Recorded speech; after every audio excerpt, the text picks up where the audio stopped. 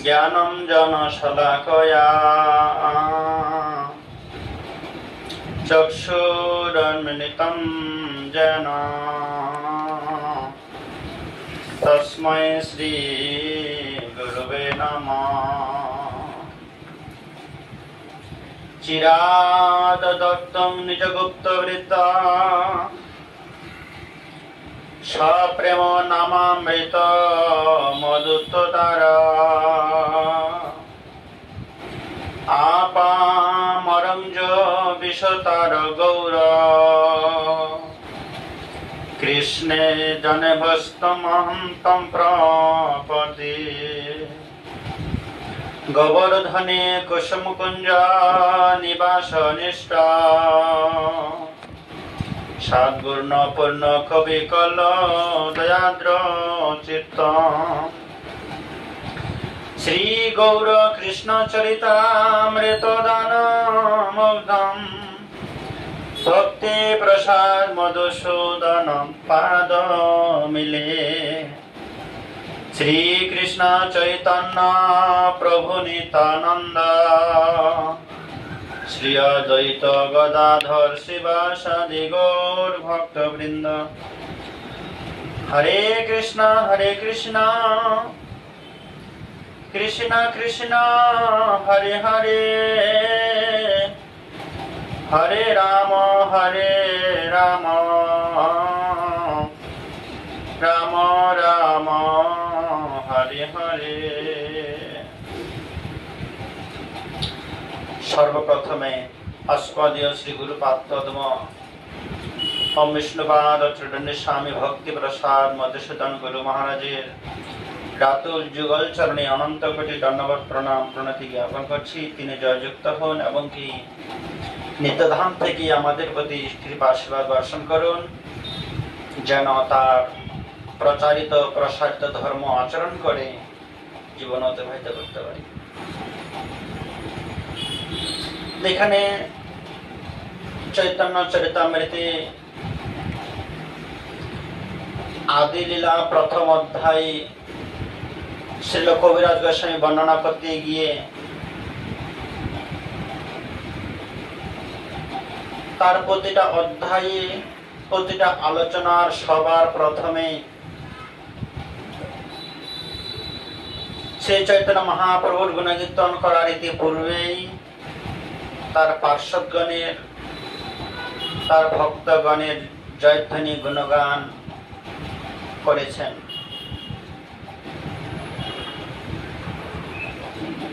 এবং কি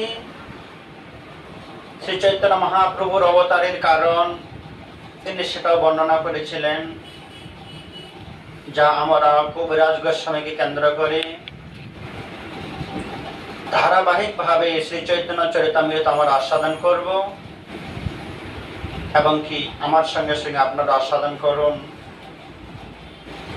কারণ চৈতন্য চরিতামৃতে বা চৈতন্য চরিতামৃত গ্রন্থ সবার বাড়িতে এখনো পৌঁছায়নি, আপনারা এখনো অনেকেই সংগ্রহ করেননি। তাই আমার ইচ্ছা বা প্রয়াস ইউটিউবের মাধ্যমে যদি কিছু ভক্তির নয়নগোচর করানো যায় চৈতন্য চরিতামৃত গ্রন্থ, আপনারা যদি শ্রবণ করেন তাহলে আপনারা চৈতন্য চরিতামৃত সম্বন্ধে চৈতন্য মহাপ্রভুর অবদান সম্বন্ধে আপনারা অবগত হতে পারবেন। বন্দে গুরু নিশ ভক্তা নিশ মেষাবতারকাম তৎপ্রকাশংস তৎশক্তি কৃষ্ণ চৈতন্য সঙ্গকা। বন্দে শ্রীকৃষ্ণ চৈতন্য নিত্যানন্দ সহোদিত গৌরদয়ে পুষ্পবন্ত চিত্র সন্দৌতমানুদ। কবিরাজ গোস্বামী সবার প্রথমে বন্দনা করছেন নিত্যানন্দ প্রভু শ্রীচরণ বন্দনা করলেন এবং নিত্যানন্দ প্রভু যে পার্শ্বদ ভক্তবৃন্দ আছেন সবার চরণে প্রার্থনা করলেন এবং কি গৌরদয়ে পুষ্পবন্ত যে গৌরের যত ভক্তবৃন্দ আছে সে গৌরের ভক্তবৃন্দের শ্রীচরণে পুষ্প নিবেদন করলেন। চিত্ত ছন্দ তমনুদ, যাতে করে সে ভক্তের পূজা করে আমার চিত্তটা শুদ্ধি হয়। আমার চিত্ত শুদ্ধি হলো তমনুদ, তার গুণকীর্তন আমি বর্ণনা করতে পারি। কার গুণকীর্তন? বন্দে শ্রীকৃষ্ণ চৈতন্য, যাতে ভক্তের প্রার্থনায় ভক্তের কৃপা আশীর্বাদ লাভ করে ভক্তের চরণে পুষ্পাঞ্জলি নিবেদন করে আমার এটাই প্রার্থনা, আমি যেন কি করতে পারি? গৌরের গুণকীর্তন করতে পারি। তো গৌরাঙ্গ মহাপ্রভুর আসার কারণ প্রথমে বর্ণনা করলেন কিভাবে? শ্রী রাধায়া প্রণমহিমা কীদৃশ বা নবয়ে, শ্রী রাধিকা প্রণমহিমা কীদৃশ বা রণেবা সাধো জনাদ্ভুত মধুরিমা কীদৃশ বা মদীয় সখঞ্চস্য মদন ভবতো কীদৃশং বেতি লোভা ওদাদ ভাবড্ড সমজনী শচী গর্ব সিন্ধু হরিন্দু। শ্রী রাধার প্রণাম মহিমা কি রূপ? প্রণাম মহিমা, রাধার মধ্যে যে একটা ভাব, প্রণাম ভাব, সেটা কেমন? আমার অদ্ভুত মধুরিমা যাহা শ্রী রাধা আস্বাদন করেন তাহাই বা কি রূপ? আমার মধুরিমার অনুভূতি হইতে শ্রী রাধারই বা কি সুখের উদয় হয়। এই তিনটি বিষয়ে লোক জন্মিলে ভগবান শ্রীকৃষ্ণ রূপ চন্দ্র শচীগর্ভ সমুদ্রে জন্মগ্রহণ করিলেন। এই হচ্ছে চৈতন্যদেবের পরিচয়। শ্রী চৈতন্য মহাপ্রভু কেন পৃথিবীতে জন্মগ্রহণ করলেন? জগাই মাধাইকে উদ্ধার করার জন্য নয়, কলিযুগে নাম সংকীর্তন প্রচার করার জন্য নয়, এটা তার গৌণ। মুখ্য কারণ কি? এই তিনটে মুখ্য কারণের জন্য রাধা কৃষ্ণ মিলিত তনু শ্রী গৌর সুন্দর নবদ্বীপ ধামে শচী গর্ভ সিন্ধু মাঝে জন্মগ্রহণ করলেন। কেন? যে শ্রীমতী রাধারানী যে আমাকে ভালোবাসে, তার যে মধুরিমা সেটা কেমন? আর রাধারানী আমার সেবা করে আমার সঙ্গে প্রেম করে তা কি সুখ পেয়েছিল, এবং কি নিত্যদিন সেই সুখের কিভাবে উদয় হয়, এই তিনটা বস্তু কেমন ছিল? রাধা ভাবে ভাবিত হয়ে আমার আরাধনা করলেন, ভগবান শ্রীকৃষ্ণের আরাধনা করলেন। শ্রীমতী রাধারানী কি সুখ পেয়েছিলেন, সে রাধার সুখ অনুভব করার জন্য তিনি কি করলেন? তিনি গৌর রূপ ধারণ করে পৃথিবীতে জন্মগ্রহণ করলেন। এসে আমাদের কি দিলেন? গৌরাঙ্গ মহাপ্রভু আমাদের কি আশ্রয় করালেন, যাতে করে আমরাও গৌরাঙ্গ মহাপ্রভুর মত এবং পদ অনুসরণ করে রাধার ভাব কান্তির মাধ্যমে আমরা ভগবানের সেবা করতে পারবো। কাদেরকে দিলেন? তিন ঠাকুর চরণে আমাদের নিবেদন করলেন। অনন্ত কোটি ভগবান আছেন, ভগবানের অনন্ত কোটি অবতার আছেন, তার মধ্যে ভগবান শ্রীকৃষ্ণ নিজে এতে চাংস বলা পৌষ কৃষ্ণস্ত ভগবানের স্বয়ং ইন্দ্রারি বেকুলম লোকম মিডিয়ন্তি যুগে যুগে। পরম পুরুষোত্তম ভগবান শ্রীকৃষ্ণ হয়েও থেকেও মহাপ্রভু কি বললেন? মহাপ্রভু তিনজন ভগবানকে আস্বাদন করলেন, আত্মসাৎ করলেন, গ্রহণ করলেন, হৃদয়ে ধারণ করলেন। কাদেরকে? এই তিন ঠাকুর গৌরিয়াকে করিয়াছেন আত্মসাৎ। এই তিনের চরণ বন্ধ তিনে মরুনা। তিন ঠাকুরকে চৈতন্য মহাপ্রভু হৃদয় ধারণ করলেন, আত্মসাৎ করলেন। গৌরের তিন ঠাকুর গ্রন্থের আরম্ভে করি মঙ্গলাচরণ, গুরু বৈষ্ণব ভগবান তিনের স্মরণ, তিনের স্মরণে হলে হয় বিঘ্ন বিনাশন। অনাশে হয় নিজ বাঞ্ছিত পূরণ। কবিরাজ গোস্বামীর কি বাঞ্ছা ছিল? তিনি বৃদ্ধ বয়সে, চোখ দিয়েও তিনি ভালো দেখতে পান না, হাত দিয়ে কলম ভালো চালাতে পারছেন না, থরথর করে কেঁপে যাচ্ছে। এবং কি যারা বৃদ্ধ অবস্থায় তিনি মহাপ্রভুর কাছে কি প্রার্থনা করলেন, কি আশা করলেন? জড় জগতের কোন বস্তুর উপরে আমার কোন অভিলাষ নেই। কি অভিলাষ? আমি যেন গৌরের গুণকীর্তন করতে পারি। তো কি করলেন? গৌরের গুণকীর্তন করার পরে কি করলেন? গৌরাঙ্গ মহাপ্রভু নিত্যানন্দ প্রভু এবং নিত্যানন্দ প্রভুর পার্শ্বদ্বরের চরণে পুষ্পাঞ্জলি নিবেদন করে প্রার্থনা করলেন আমি যেন গৌরের গুণকীর্তন করতে পারি। বন্দে গুরুনিশ ভক্তা নিশমেশ অবতারকান তৎপ্রকাশাংশ তৎশক্তি কৃষ্ণ চৈতন্য সঙ্গকাম। মন্ত্র গুরু আর যত শিক্ষা গুরুগণ তাহার চরণ আগে করিয়ে বন্দন। যারা আমার দীক্ষা গুরু শিক্ষা গুরু, আমি সবার চরণ বন্দনা করে আমি গৌরের গুণকীর্তন আরম্ভ করতে চলছি। শ্রীরূপ সনাতন ভট্ট রঘুনাথ, শ্রীজীব গোপাল ভট্ট দাস রঘুনাথ, এই 6 গুরু শিক্ষা গুরু যে আমার, তা সবার চরণ পাদ পদ্মে কোটি নমস্কার। যে সরগোস্বামীগণ, রূপ সনাতন ভট্ট রঘুনাথ, শ্রীজীব গোপাল ভট্ট রঘুনাথ দাস, এই 6 জন হচ্ছে আমার শিক্ষা গুরু। যদ্যপি আমার গুরু চৈতন্যের দাস, তথাপি জানি আমি তাহার প্রকাশ। গুরু কৃষ্ণ রূপন শাস্ত্রে প্রমাণে, গুরু রূপে কৃষ্ণ কৃপা করেন ভক্তগণে। কি বর্ণনা করলেন? গুরুদেবকে বেদে বর্ণিত করা আছে, যো মন্ত্র সগুরু সাক্ষাৎ, যো গুরু সহরি স্বয়ং, গুরু তুষ্ট ভবে তুষ্ট সর্বতুষ্ট হরি স্বয়ং। বলছেন গুরুদেব হচ্ছেন সাক্ষাৎ কৃষ্ণের ভিন্ন রূপ। গুরুদেবই কৃষ্ণ, কৃষ্ণই গুরু। সম্বন্ধ কোথায়? কৃষ্ণ হলেন বিষয় বিগ্রহ, বিষয় গুরুদেব, আর তার রূপ গুরুদেব হচ্ছেন আশ্রয় বিগ্রহ। গুরুদেবকে আশ্রয় করে আমরা ভগবত প্রাপ্তি হব। সেজন্য কি বলছেন? গুরু কৃষ্ণ রূপ হন, গুরুদেবী কৃষ্ণের আরেকটা রূপ, এটা শাস্ত্রে প্রমাণ।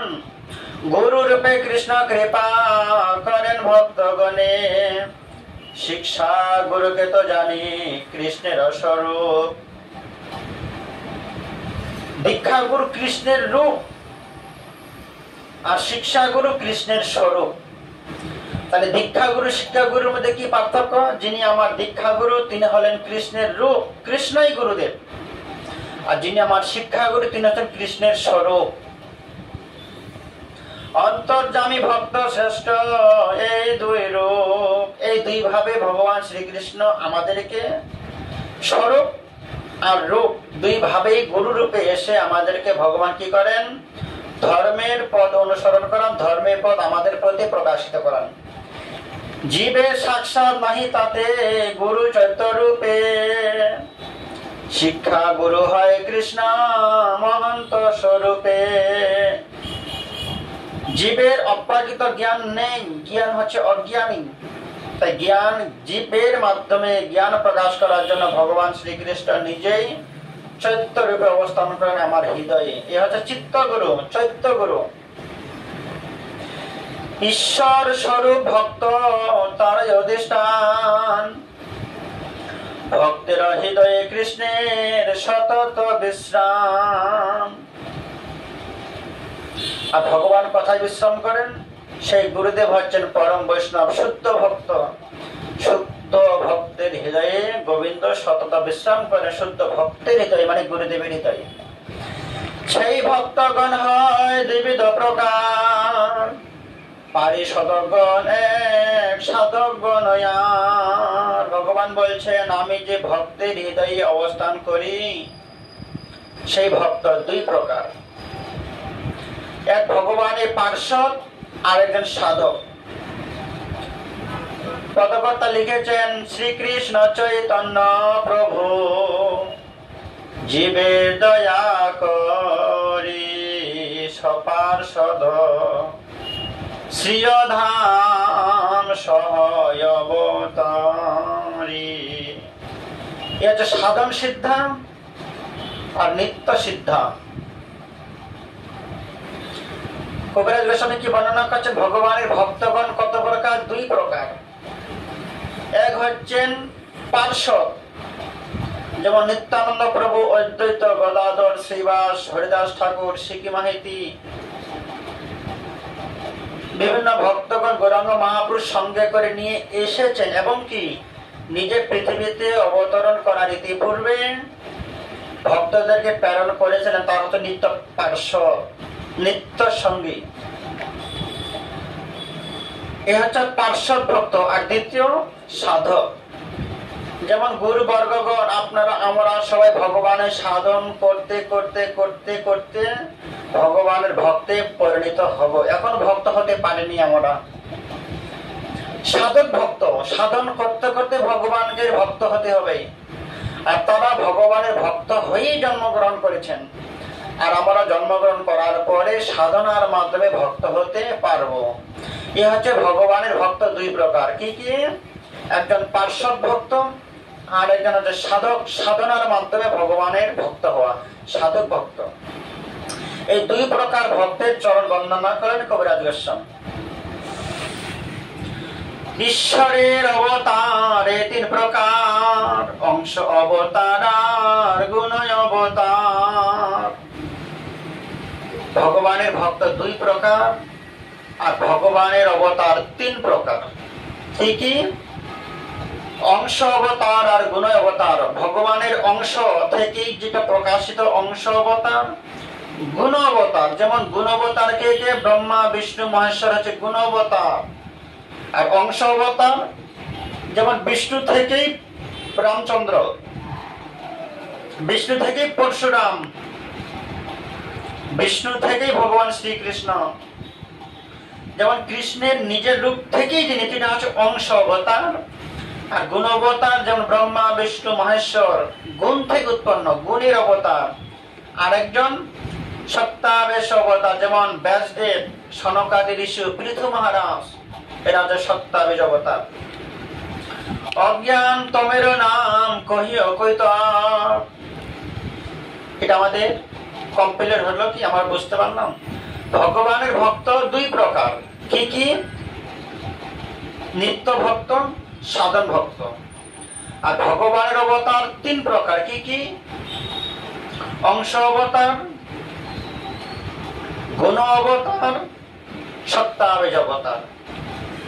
অংশ অবতার, গুণ অবতার, সত্তাবেশ অবতার। ভগবানের অবতার তিন প্রকার আর ভগবানের ভক্ত দুই প্রকার, পার্শ্বদ ভক্ত আর সাধন সিদ্ধা, নিত্য সিদ্ধা, সাধন সিদ্ধা।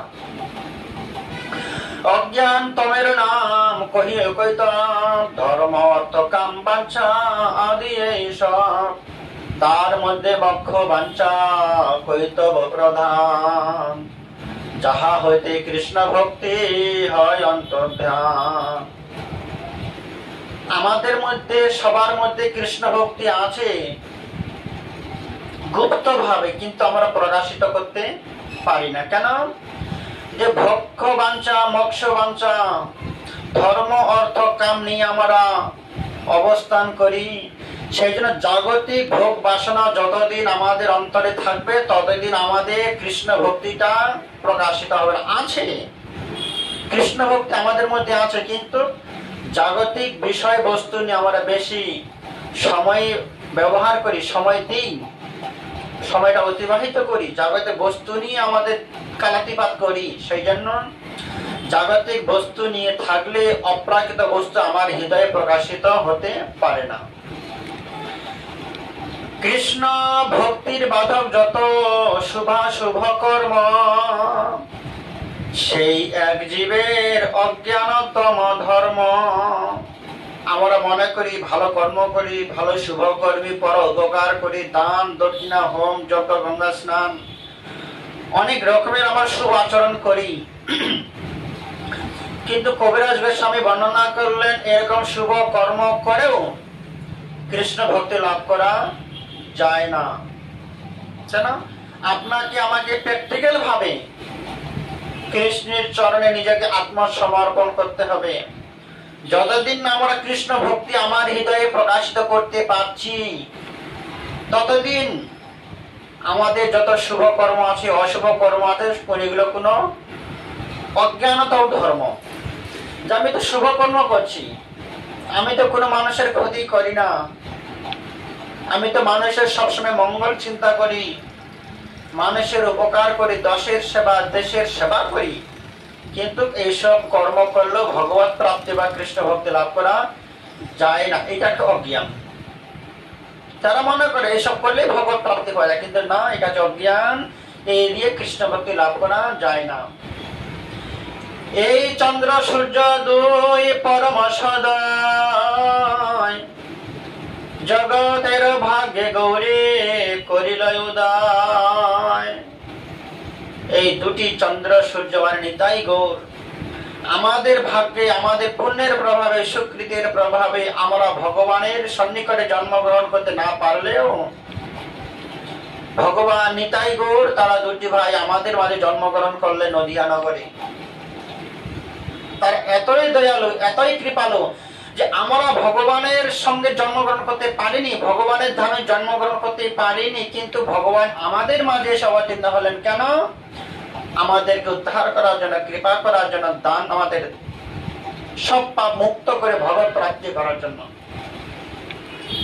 সেই দুই প্রভুর করি চরণ বন্দন, যাহা হইতে বিঘ্ন না বিষ্ণু পুরাণ।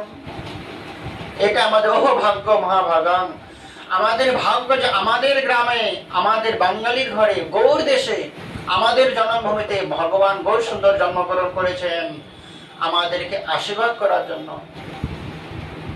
আমার অন্যান্য সময় মথুরা ধামে জন্মগ্রহণ করতে পারিনি, অযোধ্যায় জন্মগ্রহণ করতে পারিনি, শ্রীধাম বৃন্দাবন নামে পুরীধামে আমরা জন্মগ্রহণ করতে পারিনি, এতটাই আমরা দুর্ভাগা। কিন্তু তথাপিও আমাদের ভাগ্য আমাদের গ্রামে এসে সাক্ষাৎ ভগবান জন্মগ্রহণ করে সাধন ভজন করার, ধর্ম শিক্ষা দেওয়ার জন্য তিনি আমাদের কাছেই এলেন। তার কাছে আমাদেরকে যেতে হলো না, তিনি আমাদের কাছে ছুটে এলেন। যিনি এলেন সেই চৈতন্য মহাপ্রভু। তার গুণকীর্তন করলে আমাদের দুঃখ শোক দূরে যাবে, মানব জন্ম ধন্য হবে। এর থেকে আর বলার কি বাকি থাকে? সেই জন্য কি বললেন? শুনিলে খণ্ডিবে চিত্তের অজ্ঞান আদি দোষ, কৃষ্ণে গারো প্রেম হবে পাইবে সন্তোষ। সেই নিত্যানন্দ গৌরাঙ্গ মহাপ্রভুর কথা শ্রবণ কীর্তন করলে আমাদের মনের মলিনতা দূর হয়ে যাবে, অজ্ঞান আদি দোষ দূর হয়ে যাবে, এবং কৃষ্ণের প্রতি গাঢ় প্রেম হবে, কৃষ্ণের প্রতি গাঢ় ভক্তি হবে, শ্রদ্ধা ভক্তি অনুক্রমেশ্বতী। ক্রমে ক্রমে আমরা ভগবানের চরণে ভক্তিমতি লাভ করতে পারবো। কিভাবে? যতক্ষণ আমরা নিতাই গৌরের চরণ নিবেদন করছি, নিতাই গৌরের চরণে নিজেকে আত্মসমর্পণ করে দিতে পারছি, ততদিন আমাদের কৃষ্ণ ভক্তি হবে না। এই কৃষ্ণ ভক্তি যতদিন না হবে ততদিন আমাদের ভাগ্যে কোনো শুভ কর্ম করার অধিকার লাভ করতে পারবো না। যদি আমরা মনে করি আমরা শুভ কর্ম করি, কিন্তু কবিরাজ গোস্বামী কি বলেন? এই শুভ কর্মগুলো আমার পরিপূর্ণ শুভ কর্ম হচ্ছে না, এর মধ্যে একটা অশুভ থেকেই যাচ্ছে, যেহেতু আমি নিজে কৃষ্ণ ভক্তি লাভ করতে পারিনি। এই হচ্ছে চৈতন্য চরিতামৃতের ভগবানের গুণকীর্তন করার পূর্বেই বিভিন্ন ভক্তের চরণে প্রণাম নিবেদন এবং কি চৈতন্য মহাপ্রভুর আবির্ভাবের কারণ বর্ণনা করলেন। এইভাবে আমরা ধারাবাহিক ভাবে চৈতন্য চরিতামৃত শ্রবণ করব। যতটুকু সম্ভব আমরা আস্বাদন করব, কেননা আমি বড় পণ্ডিত নই, জ্ঞানী নই। যতটুকু আমি শ্রবণ কীর্তনের মাধ্যমে গুরু বৈষ্ণবদের কৃপায় আস্বাদন করেছি, সেটুকুই আমি চাই আপনারাও শ্রবণ করুন। কেননা আপনাদের অনেকেরই ঘরে এখনো চৈতন্য চরিতামৃত নেই, সেই জন্য আমি চেষ্টা করলাম যাতে ইউটিউবের মাধ্যমে আপনাদের মাঝে বিতরণ করা যায়, আপনারা শ্রবণ করতে পারেন। 30 মিনিট করে সময় নেব, আপনারা শ্রবণ করবেন, ভিডিওটা দেখবেন, ভালো লাগলে আপনারা শেয়ার করবেন, বন্ধু বান্ধবদেরকে জানাবেন। কি স্বার্থ আমাদের? আমাদের এটাই স্বার্থ যে আমরা চৈতন্য মহাপ্রভুর লীলা গুণকীর্তন, চৈতন্য মহাপ্রভুর অবদান সবার মাধ্যমে সবার মাঝে তুলে ধরতে পারি। এই বলেই আজকে চৈতন্য চরিতামৃতের আদি লীলার প্রথম অধ্যায় এখানে আলোচনা বিশ্রাম। আগামীকালকে আমরা দ্বিতীয় অধ্যায় শ্রবণ করব। হরে কৃষ্ণ কৃষ্ণ কৃষ্ণ হরে হরে, হরে রাম রাম রাম হরে হরে। বাঞ্ছা কল্পতরুভ্যশ্চ কৃপা সিন্ধু ভয়েব চ পতিতানাং পাবনেভ্যো বৈষ্ণবেভ্যো নমো নমো। চৈতন্য বার্তা ইউটিউব চ্যানেল সাবস্ক্রাইব করবেন, শেয়ার করবেন, ভালো মন্দ কমেন্ট করে আমাকে জানাবেন। হরে কৃষ্ণ।